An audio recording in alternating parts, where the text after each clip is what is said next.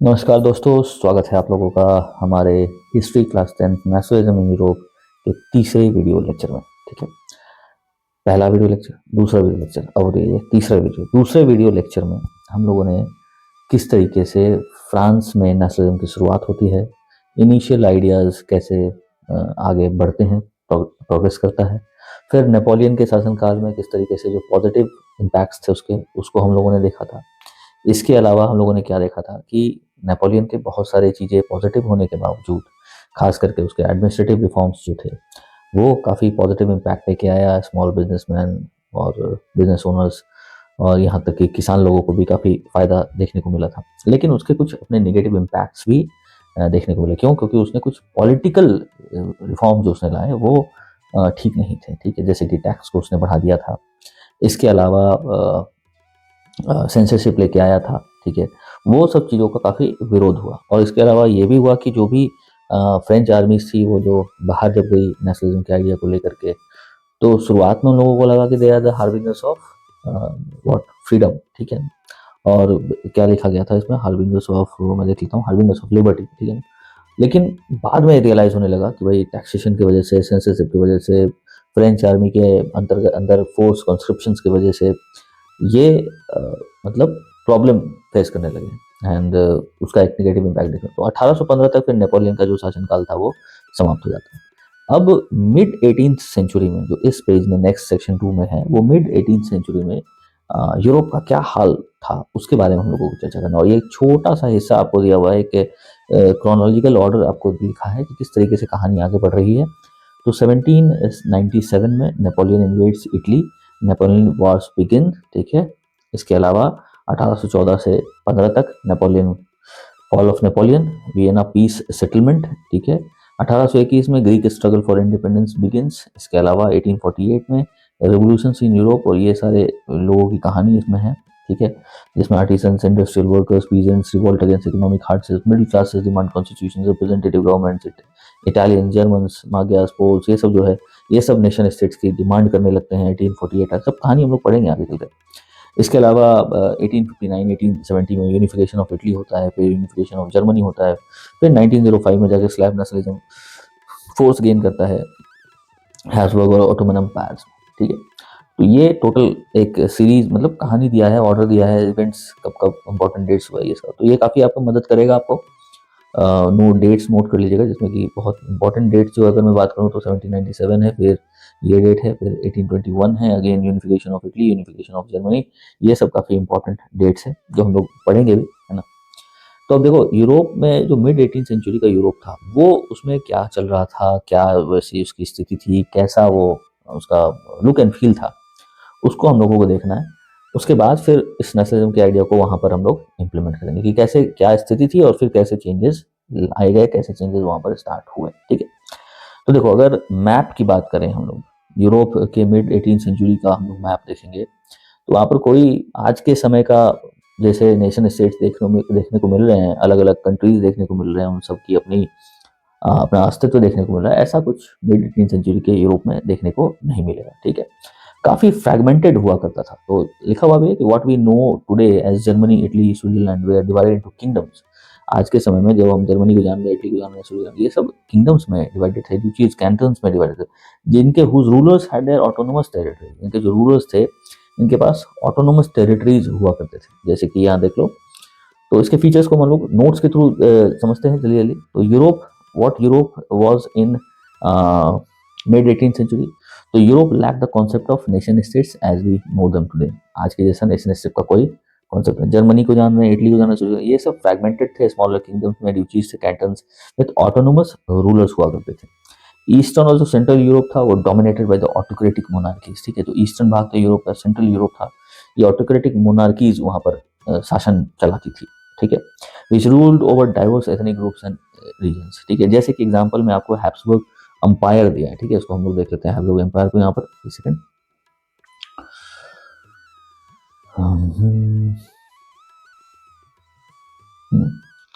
ये देखिए, ये हैब्सबर्ग एम्पायर है, आप देख सकते हो। इसमें बोहेमिया है, ईस्ट ग्लेसिया है, हंगरी है, स्लोवाकिया है, ऑस्ट्रिया है। ठीक है, ये सारे क्षेत्र हैं जो हैब्सबर्ग एम्पायर के अंतर्गत आया करते थे। ठीक है, ये सब। और ये सब एक इंडिपेंडेंट इनमें से कोई नहीं था, सबके ऊपर राजा महाराजा लोग थे, शासन कर रहे थे, किंगडम हुआ करते थे ये सब। तो हैब्सबर्ग एम्पायर का यहाँ पे चर्चा आपके सामने किया गया है, ये दिखाने के लिए कि कैसे ये लोग मैं क्या कहूँ, स्मॉलर किंगडम्स में डिवाइडेड थे, ठीक है। तो Habsburg Empire included regions like Tyrol, Sudetenland, Bohemia, Lombardy, Venetia, Galicia. Population spoke diverse languages, इनकी जो जनसंख्या थी वो अलग अलग तरह की भाषाएं बोलती थी, कोई यूनिफिकेशन ऑफ लैंग्वेज यहाँ पर था नहीं। जैसे जर्मन है, इटालियन है, magyar है, पोलिश है, स्लोवाक है। And belong to different ethnic groups, और अलग अलग एथनिक ग्रुप्स को ये लोग बिलोंग करते थे, ठीक है। तो ये यहाँ का फीचर हुआ करता था, यही बात आपको इस किताब में यहाँ पर लिखा गया है, जिसको मैंने शॉर्ट में करके यहाँ पर नोट्स में सिंप्लीफाई कर दिया है, ठीक है। तो ये कहानी समझ में आ गया कि अगर हम लोग यूरोप के मिड 18th यूरोप के बारे में अगर आपको बोला जाए कि भाई मिड 18th का यूरोप कैसा दिखता था, सेंचुरी का यूरोप, तो उसकी एक छोटी कहानी आप बिल्कुल आराम से लिख सकते हैं। क्या कि भैया आज के समय के जो नेशन स्टेट दिख रहे हैं वो ऐसे थे नहीं, सभी के सभी स्मॉलर किंगडम, ड्यूचीज और कैंटन्स में बटे हुए थे और फ्रेगमेंटेड थे। कोई अपना यूनाइटेड लैंग्वेज नहीं हुआ करता था। लोग खास करके एग्जाम्पल में हैब्सबर्ग कंपेयर कर दिया हुआ है कि अलग अलग क्षेत्र को वो बिलोंग करते थे, वहाँ के लोग जो जनसंख्या थी डाइवर्स लैंग्वेज बोलती थी, अलग अलग रीजन से बिलोंग करते थे, एथनिक कल्चर्स हुआ करता था, अलग अलग भाषाएं अलग अलग तरह के वो लोग बोलते थे, ठीक है।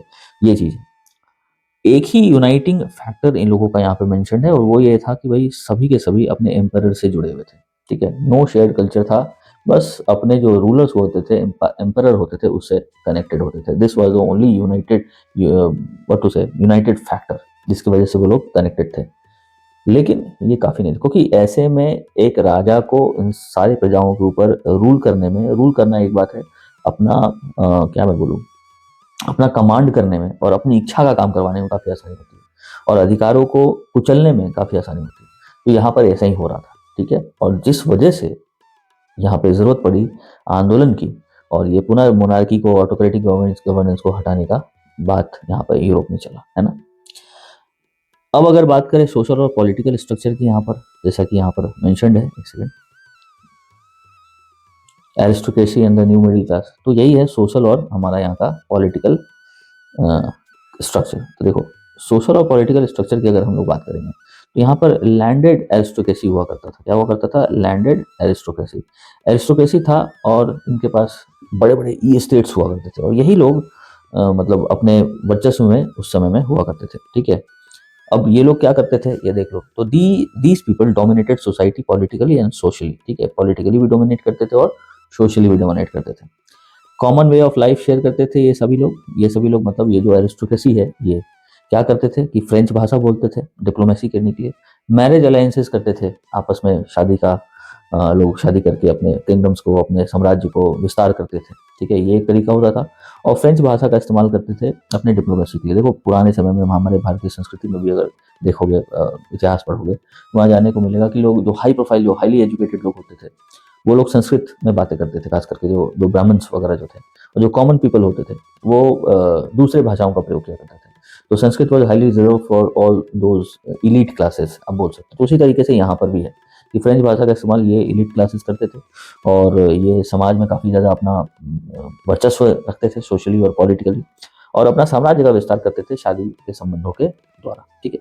Owned E states in the country side and town houses in city, numerically A small group, और न्यूमेरिकली देखा जाए तो ये काफ़ी छोटे थे।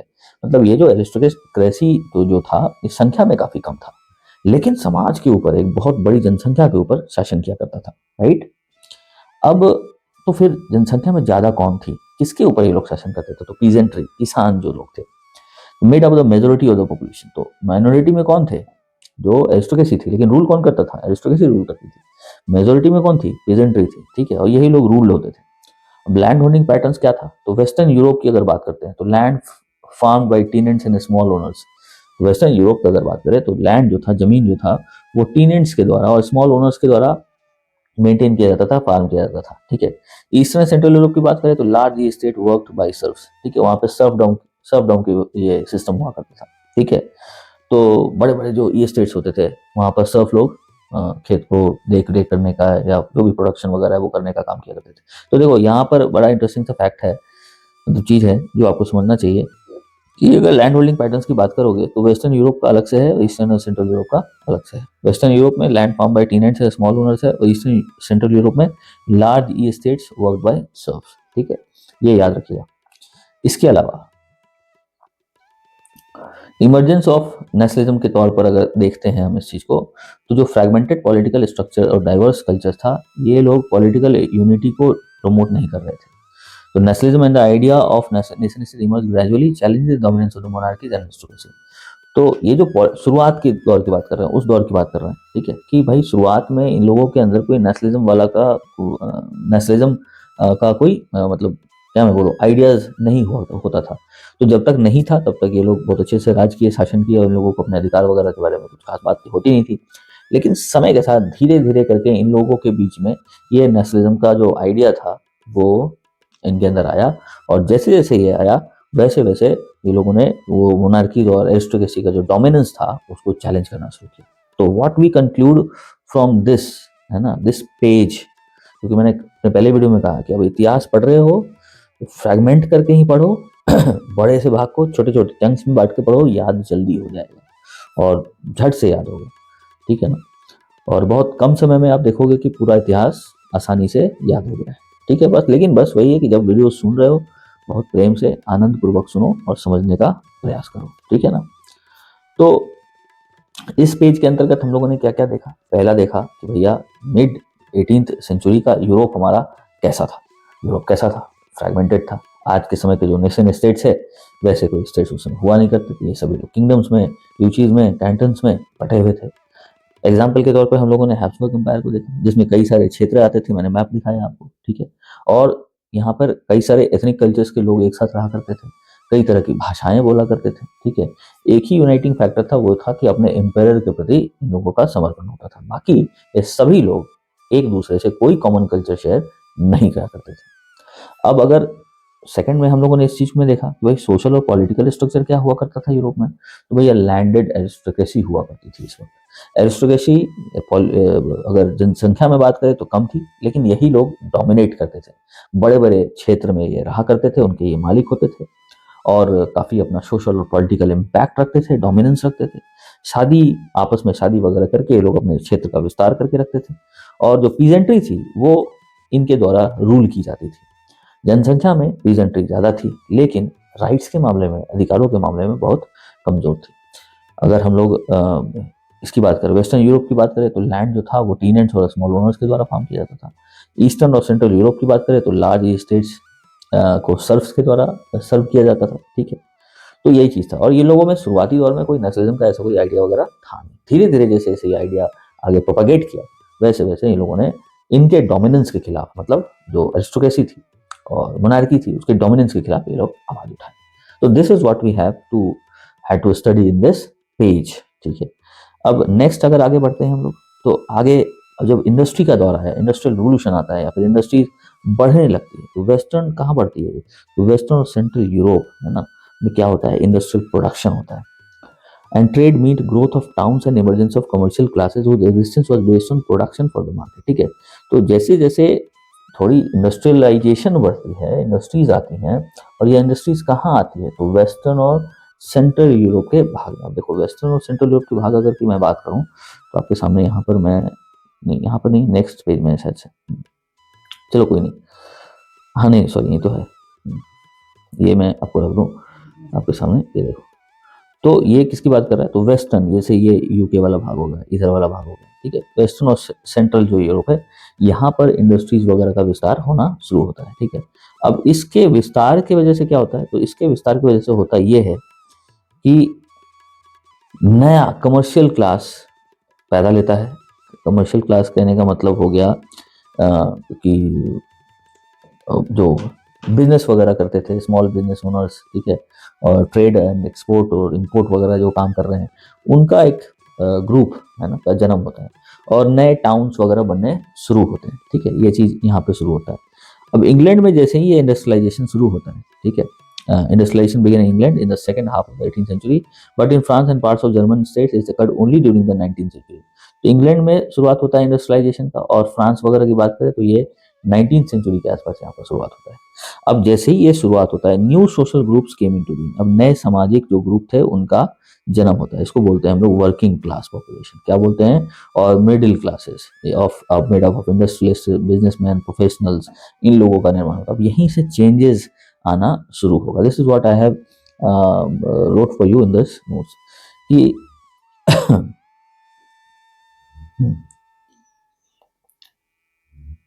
तो growth of industrial production and trade led to what, urbanization and rise of the commercial classes focused on market driven production। इसके कारण क्या हुआ, इंग्लैंड में ये शुरू होता है, टाइमलाइन अगर बात करें कहाँ पर, second half of the 18th century का, नोट करेंगे इसको, कहाँ शुरू होता है, कब शुरू होता है, second half of the 18th century में, ठीक है। और उसके बाद फ्रांस में 19th सेंचुरी में जाता है।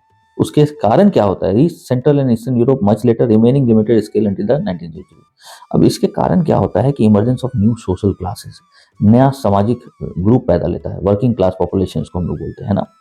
Middle classes include industrialist, businessman, professionals. In central and eastern Europe these groups were fewer and develop slowly compare to western Europe. Eastern Europe में इनकी संख्या कम होती है, वेस्टर्न यूरोप में चूंकि पहले आता है तो इसलिए पहले इन लोगों का निर्माण होता है, ऐसे ऐसे क्लासेस का निर्माण होता है। अब चूंकि ये लोग अब थोड़े से पहले की तुलना में क्या हो चुके थे, थोड़े वेल टू डू हो चुके थे, ऐसा हम कह सकते हैं, ठीक है। और इसके वजह से ये काफ़ी एजुकेटेड होते थे। और धीरे धीरे इन्हीं के बीच में ये जो नेशनलिस्ट का जो आइडिया था ये जन्म लेता है, ठीक है। The educated liberal middle classes became a की सपोर्टर ऑफ नेशनल यूनिटी। अब जैसे जैसे आइडिया फैलता है, इनके बीच ये फैलता है, and so they started doing something for this, ठीक है। तो they sought to abolish aristocratic privileges and promote ideas of equality and freedom. यही लोग इक्वलिटी और फ्रीडम की अब बात करने लगते हैं और इनके जो एरिस्टोक्रेटिक प्रिविलेजेस है उनको खत्म करने की बात करते हैं, मोनार्किकल सिस्टम से उसको, उनके डोमिनेंस को खत्म करने की बात करने लगते हैं। तो आप कह सकते हो कि जो इंडस्ट्रियलाइजेशन है, ठीक है, जैसे कि मैंने यहाँ कंक्लूजन में लिखा भी है कि industrialization transform European society by fostering urbanization, creating new social classes and encouraging the spread of nationalist ideas especially among the middle classes। तो कहीं ना कहीं नेशनलिज्म की शुरुआत, ठीक है, जो इनिशिएशन होता है कह सकते हो, एक क्लास का निर्माण होता है इंडस्ट्रियलाइजेशन की वजह से, जिसको वर्किंग क्लास पॉपुलेशन बोलते हैं, एजुकेटेड पॉपुलेशन बोलते हैं, उनके वजह से उनके बीच में ये सारे आइडियाज जाते हैं और वो इनिशिएट करते हैं इस पूरे टोटल प्रोसेस को। तो we can say that this the process of industrialization is somewhere responsible, और यू कैन क्रेडिट इट, ठीक है ना, you can give credit to it for the spread of nationalism in Europe, ठीक है। और इसकी शुरुआत कहाँ होती है, सबसे पहले वेस्टर्न यूरोप से इसकी शुरुआत होती है, ठीक है, ये याद रखिएगा। काफी इंपॉर्टेंट मतलब क्वेश्चन बन सकता है आपके लिए और बनता भी है इनफैक्ट। तो ये जो पूरा भाग है आपका, this is very very important, ठीक है। और कैसे इंडस्ट्रियलाइजेशन ने नेशनलिज्म के स्प्रेड में हेल्प किया, you can note it from here, ठीक है। अब लिबरलिज्म का सिद्धांत आता है, तो लिबरलिज्म का सिद्धांत क्या कहता है, इसको हम लोग देख लेते हैं थोड़ा सा, ठीक है। ये जो नया दौर आता है, नया ग्रुप आता है, वो अब लिबरलिज्म की बात कर रहे हैं ना। व्हाट इज लिबरलिज्म, ठीक है। तो लिबरलिज्म जो है that is derive from the Latin word Liber, मतलब इसका मतलब क्या होता है, फ्री होना, आजाद होना, ठीक है, स्वतंत्र रहना। तो for the new middle class है liberalism symbolise individual freedom and equality before law. तो भैया जो नया मिडिल क्लास का जन्म हुआ था, नया बिजनेस क्लास का कह लो या फिर एजुकेटेड मिडिल क्लास का जन्म हुआ, वर्किंग क्लास पॉपुलेशन का जन्म हुआ, अब इनके लिए लिबरलिज्म का क्या मतलब था, इनके लिए मतलब था कि भैया हमको इक्वलिटी बिफोर ऑफ लॉ चाहिए और हमको इंडिविजुअल फ्रीडम चाहिए, ठीक है। पॉलिटिकल एस्पेक्ट क्या था, देखो इसका पॉलिटिकल एस्पेक्ट भी देखो, बड़ा इंटरेस्टिंग है। अलग अलग चीज़ों में करके हम लोग इसको देखेंगे, ज़्यादा समझ में आएगा। तो अगर पॉलिटिकल एस्पेक्ट के तौर पर लिबरलिज्म को देखते हैं तो ये क्या कहता है, बोलता है कि भैया ये गवर्नमेंट बाय कंसेंट होना चाहिए, एरिस्टोक्रेसी का एंड होना चाहिए, और क्लैरिकल जो प्रिविलेजेस है, ठीक है, उसका एंड होना चाहिए, ठीक है। उसके बाद stood for constitutional and representative government, ठीक है, भैया कोई मोनार्कियल गवर्नमेंट नहीं हो, कॉन्स्टिट्यूशनल और रिप्रेजेंटेटिव गवर्नमेंट हो, मतलब कहने का मतलब डेमोक्रेटिक गवर्नमेंट हो एक तरीके से, और यहाँ पर एक पार्लियामेंट हो, ठीक है। उसके बाद highlighted the importance of inviolability of private property, भैया प्राइवेट प्रॉपर्टी का ये लोग बोलते थे कि नहीं होना चाहिए प्राइवेट प्रॉपर्टी, ठीक है। उसके बाद यूनिवर्सल सफरेज की बात कर रहे हैं, और सॉरी यूनिवर्सल जो सफरेज था, मतलब राइट टू वोट जो था, वो प्रायोरिटी इनिशियली नहीं था। और ये जो पॉलिटिकल राइट्स वगैरह हुआ करते थे वो पहले प्रॉपर्टी ओनिंग मैन को ही हुआ करते थे, किसको होते थे, प्रॉपर्टी ओनिंग मैन को। तो देखो ये तीन चीज ठीक है, यहाँ पर ये पॉलिटिकल एस्पेक्ट्स की बात अगर कर रहे हैं तो तीन बातों को ये कह रहा है। कौन सी तीन बातें, फिर से रिपीट कर रहा हूँ, भाई गवर्नमेंट बाय कंसेंट होना चाहिए, ऑटोक्रेसी का खत्म होना चाहिए, क्लैरिकल प्रिविलेजेस मिलना चाहिए, कॉन्स्टिट्यूशनल और रिप्रेजेंटेटिव गवर्नमेंट होना चाहिए पार्लियामेंट के थ्रू। उसके अलावा प्राइवेट प्रॉपर्टी को बोलता था कि ये कम होना चाहिए या नहीं होना चाहिए, इसके बाद है। लेकिन अगर यूनिवर्सल सफरेज की बात करते हैं तो शुरुआत में ये प्रायोरिटी लिस्ट में नहीं होता था लिबरलिज्म के अंतर्गत, उसके पॉलिटिकल एस्पेक्ट्स के अंतर्गत, ठीक है।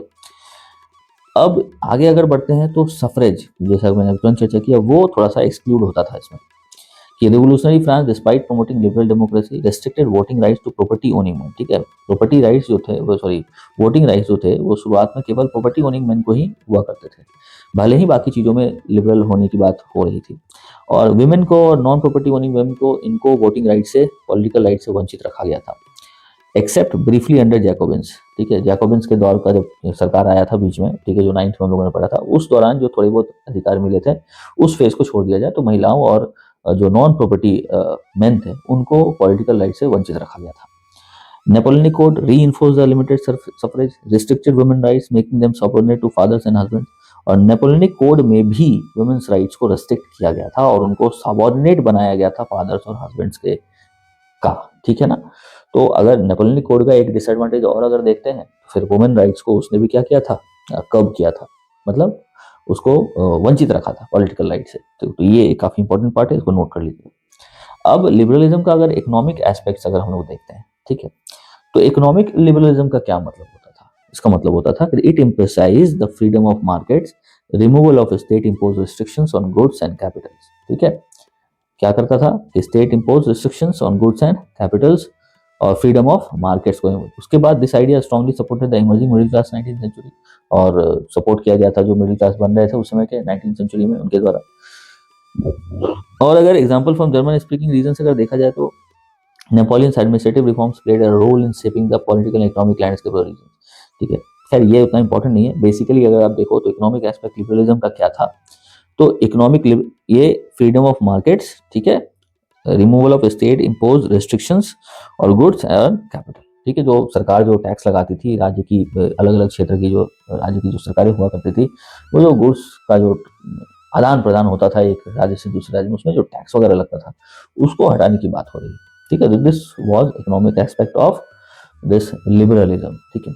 अब कुछ अपोजिशन मूवमेंट्स भी हुए थे इस दौरान, वो देखो किसके द्वारा होगा, ऑब्वियस बात है महिलाओं के द्वारा हुआ यहाँ पर, कि उन्होंने क्या बोला कि जो नॉन प्रॉपर्टी मैन थे उन्होंने कंसिस्टेंटली डिमांड किया था कि भाई हमको भी पॉलिटिकल राइट्स मिले, और ये through out 19th and 20th century तक अपना जंग लड़ते रह गए, बहुत लेट से जाकर के इनको वोटिंग राइट्स वगैरह 1945 के आसपास उनको वोटिंग राइट्स मिलता है। तो ये लगातार सतत संघर्ष कर रहे थे कि भाई हमको मिले ये चीज़, तो ये एक इनका अपोजिशन देखने को मिलता है यहाँ पर। तो बेसिकली इस पेज में हम लोगों को यही सब चीज़ें जानने को मिली कि लिबरलिज्म क्या था, ठीक है, और इंडस्ट्रियलाइजेशन का क्या रोल रहा, लिबरलिज्म का पॉलिटिकल एस्पेक्ट क्या था, लिबरलिज्म का इकोनॉमिक एस्पेक्ट क्या था, और किन लोगों को इंक्लूड रखा गया, किन लोगों को एक्सक्लूड किया गया, ठीक है। ये सब चीज़ हम लोगों को इस पूरे पेज में पढ़ना था, ठीक है। इसको एक बार और आप अगर चाहो तो वीडियो को रिपीट करके आप देख लीजिएगा। उम्मीद करते हैं कि समझ में तो निश्चित तौर पर आया होगा। कोशिश किया गया है कि जितने आसान तरीके से हो सके उतने आसान तरीके से समझाया जा सके। अब देखो कुछ एग्जाम्पल्स यहाँ पर इकोनॉमिक फ्रेगमेंटेशन का दिया गया है कि किस तरीके से इकोनॉमी जो थी वो पूरी तरह से फ्रेगमेंटेड हुआ करती थी, और इसी को हटाने के लिए बात हो रही थी। तो यहाँ देखो जैसे कि यहाँ पर उदाहरण के तौर पर दिया गया कि जो तुम्हारा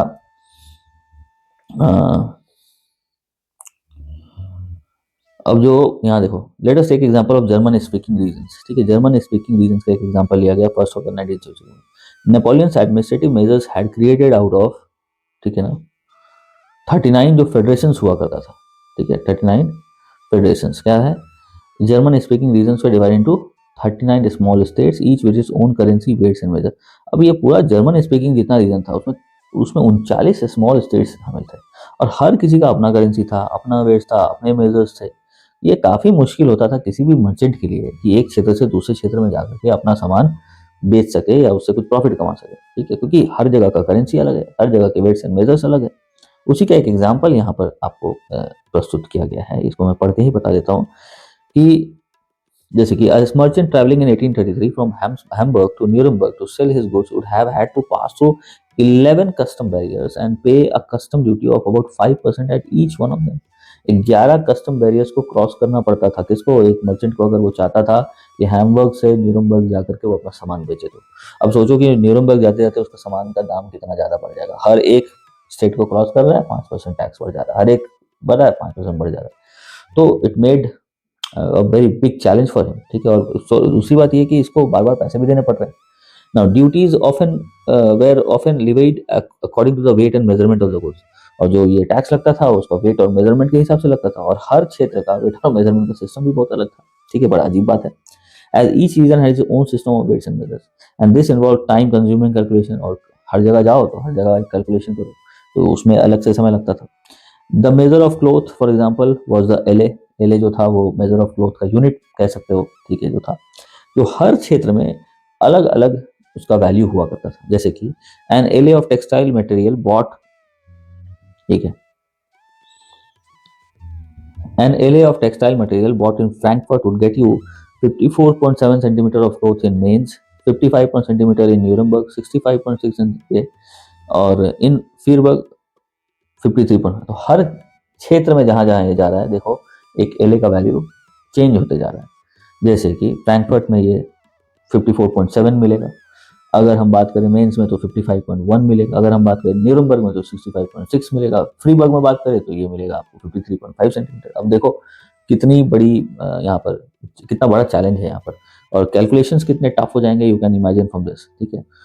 तो इसलिए ये सारे चीज़ों को एक ऑब्स्टिकल के तौर पर देखा गया, ठीक है, इकोनॉमिक एक्सचेंज के मामले में। इसलिए क्या बनाया गया 1834 में, एक कस्टम यूनियन बनाया गया। क्या बनाया गया 1834 में? 1834 में क्या बनाया गया? एक कस्टम यूनियन बनाया गया। कस्टम यूनियन का नाम क्या रखा गया? ज़ोल्वेरियन रखा गया। क्या नाम रखा गया? ज़ोल्वेरियन नाम रखा गया, ठीक है। किसके इनिशिएटिव से? प्रूशिया के इनिशिएटिव। और धीरे धीरे बाकी जर्मन स्टेट्स ने भी इसको ज्वाइन किया। इसने क्या किया? This union abolish tariff barriers and reduce the number of currencies from over 30 to 2। और ये ज़ोल्वेरियन ने काफी अच्छा काम किया कस्टम यूनियन ने। जो नंबर ऑफ करेंसीज था वो 30 से घटा करके 2 पर ले आया, ठीक है, चीजों को सिंप्लीफाई किया। तो that it did very good task, ठीक है। The creation of a network of railways further stimulated, और धीरे धीरे रेलवेज बना, उसके इससे भी काफी लाभ मिला धीरे धीरे, और इकोनॉमिक इंटरेस्ट वगैरह आया यहाँ पर। उसका the wave of economic nationalism strengthen the wider national sentiments growing. और धीरे धीरे करके जैसे जैसे ये ट्रेड बढ़ रहा था वैसे वैसे नेशनलिज्म की आइडिया भी बढ़ रही थी। तो यही है कुल मिला के आई मीन इस भाग के वीडियो में, जहां पर हम लोगों ने क्या क्या देखा कि भाई बेसिकली हम लोगों ने देखा Europe in the mid 18th century के भाग को। पेज वाइज पेज पढ़ रहे हैं, नोट्स वगैरह मैंने कहा है डिस्क्रिप्शन में अवेलेबल हो जाएगा, आप टेक इट आउट, वीडियो को बार बार देखो, ठीक है, रिपीट करो and you will understand it. कोशिश किया है कि इसको जितने सिंपल तरीके से हो सके उतने सिंपल तरीके से समझाऊं मैं, ठीक है। तो watch it completely and wait for the next video. तब तक पढ़ाई कीजिए, मेहनत कीजिए, डरिए मत, ठीक है ना। Show the courage and do well. जय हिंद।